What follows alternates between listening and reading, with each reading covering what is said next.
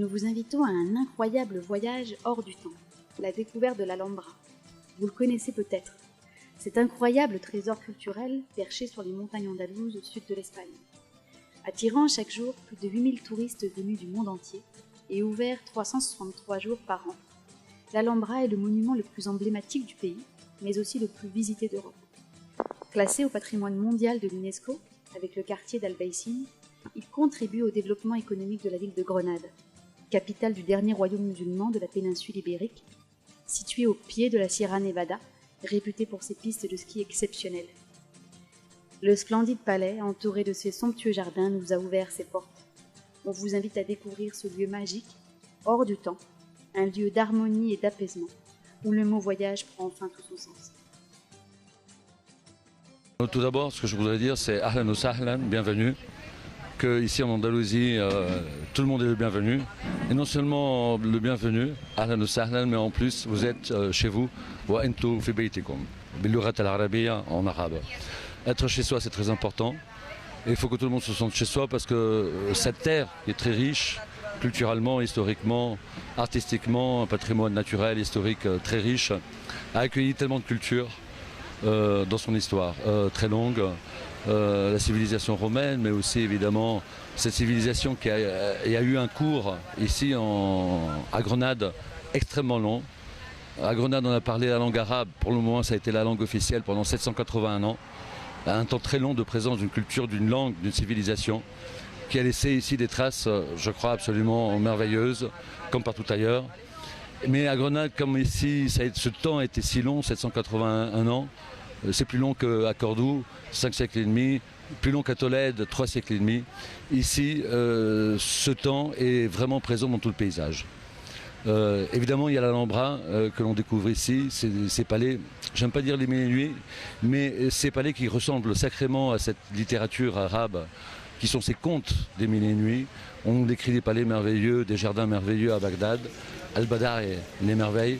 Et on retrouve cette architecture encore magique, mais toujours réelle à Grenade, où on trouve dans l'Alhambra, dans cette cité du pouvoir, les seuls palais d'une dynastie arabe, musulmane, dans tout le monde musulman, dans tout le islam.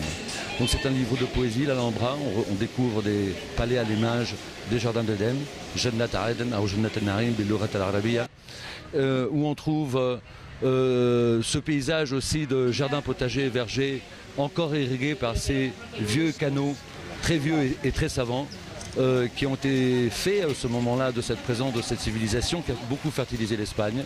Bon, Grenade, et notamment ce monument qui est l'Alhambra, reçoit 2,5 millions de visiteurs par an. C'est énorme, c'est le monument le plus visité en Espagne. Pourquoi? Parce que c'est magnifique. Et donc, par ces jardins et ces palais, de l'architecture islamique, passent 2,5 millions de visiteurs, où on trouve beaucoup d'Européens, bien sûr, Français, énormément, Allemands, Italiens, Britanniques. Il y a de plus en plus de Chinois. Il y a de plus en plus de tourisme arabe qui arrive. Moi, je suis guide en arabe. Et donc, de plus en plus, on lit ces poèmes inscrits sur les murs, sculptés, gravés sur les murs. Ces murs qui parlent, et qui parlent un peu dans toutes les langues, puisqu'on essaie de traduire cette poésie qui se trouve inscrite sur les murs de l'Alhambra, évidemment dans toutes les langues. Ce fameux Al-Andalus, qu'il ne faut pas mythifier, mais en tout cas c'était un temps riche en littérature, en sciences, et c'est ce qui nous intéresse aujourd'hui, de parler de cet héritage qui est toujours là et très présent, et d'une manière merveilleuse, parce qu'on est là pour découvrir l'histoire. La poésie que l'on découvre par exemple sur les murs de l'Alhambra. L'Alhambra, c'est cette cité du pouvoir perchée sur une colline, 33 tours, tous les remparts, c'est 2,2 km de murailles, la cité fortifiée avec une forme de bateau ancré sur la colline qui domine toute la ville de Grenade, qui s'épanche dans la plaine. Et à l'intérieur de cette forteresse, on trouve une véritable filigrane orientale, et notamment ces palais, qui sont un bout d'Orient, une filigrane orientale où les murs ne semblent pas sculptés, mais plutôt comme brodés, comme la soie. Je viens de Paris, dans le 12e, et je fais partie d'un groupe qui fait un circuit en Andalousie. Et nous finissons notre circuit par la visite de Grenade et de tous ces merveilleux monuments, dont l'Alhambra. On a fait tout l'après-midi, vraiment une visite extraordinaire.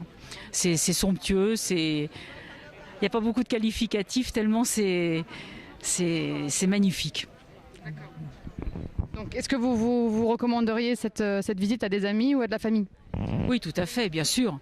Dès que des amis viennent en Andalousie, c'est incontournable. Incontournable, on ne peut pas ne pas venir à Grenoble et ne pas visiter ce monument. Voilà. Et la dernière question, qu'est-ce qui vous a le plus marqué durant la visite? Les mosaïques, les jardins qui sont somptueux aussi, et puis tout le stuc, tout le travail de la pierre, du stuc, enfin tous les travaux de ces artistes qui sont vraiment c'est incroyable. Voilà, on est subjugués, voilà. Donc nous sommes donc au Carlos V Palacio. Donc qu'est-ce que vous pouvez nous dire d'où vous venez et qu'est-ce que vous faites ici? Donc moi je suis venue à Grenade pour visiter, voir des amis. Je viens de Lyon en France, donc je reste là une semaine, donc on voulait visiter l'Alhambra et tout le paysage de Grenade. Et du coup, donc, qu'est-ce qui s'est passé? Vous avez eu apparemment un petit problème. Donc est-ce que vous pouvez nous dire quel problème vous avez rencontré justement?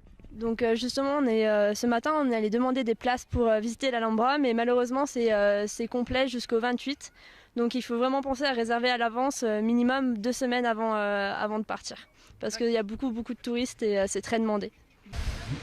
Alors évidemment le véritable aliment de cette région, c'est la culture, c'est la beauté des paysages, c'est un patrimoine artistique extrêmement riche, aussi bien chrétien que musulman, puisqu'il y a eu cette cohabitation.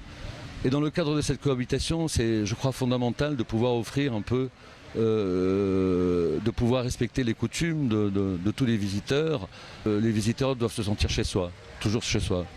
Mais évidemment, c'est bien de se sentir chez soi, mais quand on va à l'étranger en même temps, je crois qu'on va découvrir d'autres cultures. Et ça fait 20 ans que je suis à Grenade, donc je suis déjà, comme on dit en arabe, Gharnati, de Grenade. Cette terre qui a accueilli plein de cultures différentes, qui les accueille toujours, et très allègrement parce que tout le monde a toujours été habitué à recevoir jamais l'étranger, mais l'invité.